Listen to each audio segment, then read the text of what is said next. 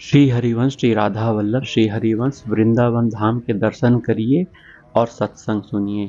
वृंदावन धाम के दर्शन करते करते रमणीक स्थलों के दर्शन करिए और सत्संग सुनिए। आज का सत्संग है क्या संतों के पास कामना पूर्ति जैसे नौकरी हो गई, बीमारी से मुक्ति हो गई, धन प्राप्ति हो गई आदि के लिए जाना चाहिए। तो सुनिए, सबके अंदर भावना होती है कि भगवान और संत जनों के पास जाकर हम अपनी समस्याओं का समाधान कराएं। यह अच्छा विचार है। प्रेम समुद्र करुणा निधान भगवान सबका मंगल करते हैं। कोई भी कामना ऐसी नहीं है जो वो पूरी ना कर सकें, लेकिन हम लोग पाप आचरण करना नहीं छोड़ते। लोग कहते हैं हमने जो कुछ दिन नाम जाप करके देखा पर हमारी कामना पूरी नहीं हुई। किसी भी कामना की पूर्ति के लिए अगर राक्षसों ने भी अनुष्ठान किया तो उन्होंने सारे असत आचरणों को त्याग करके ऋषि मुनियों की तरह साधना की, मंत्र सिद्ध किया। अब लोग सोचते हैं कि सेब संतरा दान करने से कामना की पूर्ति हो जाएगी। लोग सोचते हैं कि लाखों की बेईमानी करके अगर कुछ हजार किसी बाबा जी को दे दिया जाए तो उसकी कामना पूरी हो जाएगी। तो ऐसा नहीं है, यह गलत है। हमारे दुख का कारण हमारे पुराने बुरे आचरण हैं और वर्तमान के आचरण भी हैं, और हम अभी नए आचरण तो कर ही रहे हैं बुरे आचरण।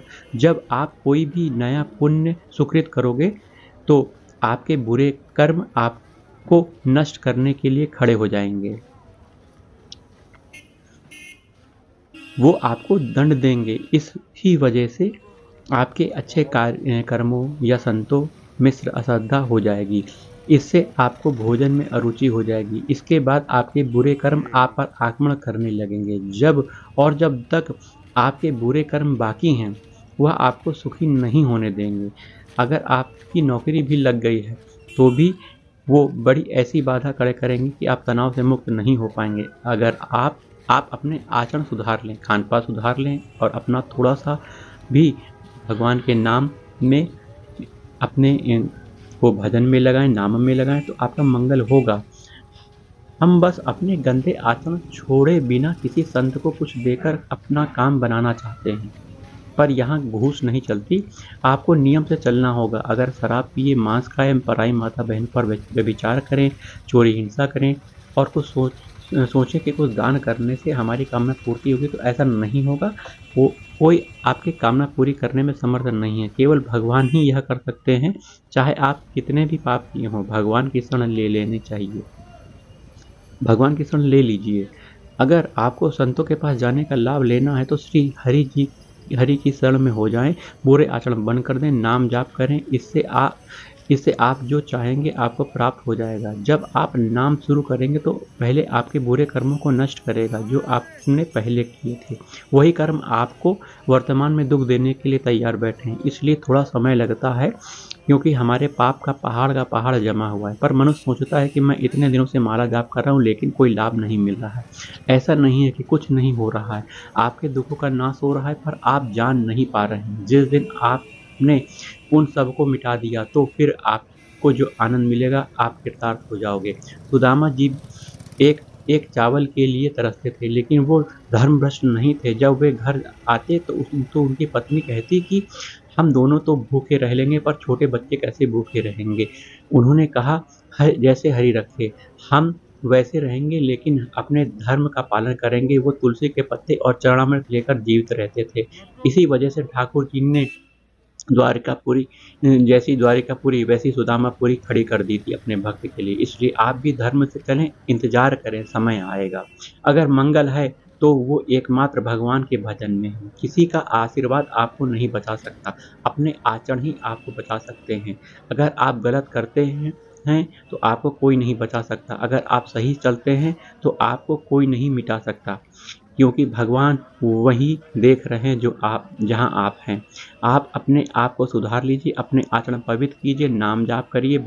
आप दीपक की तरह जलेंगे, लंबा चलेंगे। गलत आचरण कर आप हेलोजन बल्ब की तरह एक दिन फ्यूज हो जाएंगे। गलत आचरण करके जैसे किसी के पास फटाफट गाड़ी आई, फटाफट रुपए पैसा आया, फिर एक दिन पूरा परिवार एक्सीडेंट में मारा गया। गलत आचरण ऐसे ही आपको तेजी से ऊपर लेकर जाएगा, उसी ऊंचाई से नीचे फेंक दिए जाओगे। आप धर्म से चलें, शायद आप एक सादा जीवन जिएंगे पर आपका परिवार स्वस्थ रहेगा। आपके घर में शांति बनी रहेगी और आप धीरे धीरे उन्नति करेंगे। भजन करें, सत्य पर चलें, किसी के आशीर्वाद की इच्छा ना करें। अगर आप सही आचरण और नाम जाप कर रहे हैं तो सबकी कृपा आपके ऊपर होगी। किसी से कुछ मांगने की जरूरत नहीं है। जा पर कृपा राम की होई, ता पर कृपा करहि सब कोई। हरि के चरणों का आश्रय ले, जिनके चरण चिंतन करने वालों के लिए कल्पतरु के समान है। जिनके चरण चिंतन करने वालों के लिए कल्पतरु के समान है। आप उन हरि चरणों का चिंतन कीजिए। कोई विपत्ति आपको परास्त नहीं कर सकती। विपत्ति आएगी पर आपको परास्त नहीं कर पाएगी। हरि चरणों का चिंतन करें। जिन चरणों की लक्ष्मी भी स्वयं हर समय पूजा करती है, उन चरणों का आप चिंतन करेंगे तो आपके पास लक्ष्मी की कमी क्या रहेगी। पर हम भगवान से नहीं हम अधर्म से सुख चाहते हैं, इसलिए हमारी दुर्दशा हो रही है। आपकी जो भी नौकरी है, परेशानी है या बीमारी है, यह सब भगवान की सृष्टि का ही हिस्सा है। आप उन मालिक की तरफ दृष्टि करें और उनसे प्रार्थना करें। पिता को बच्चों से कुछ लेने की ज़रूरत नहीं होती। पिता को बस ज़रूरत होती है कि पुत्र बस पिता की अनन्य बना रहे। प्रभु कहते हैं कि मेरे अनन्य हो जाओ, तुम्हारा सब काम बन जाएगा। हमारी प्रार्थना है आपसे मन लगे ना लगे, भगवान का नाम जाप करें।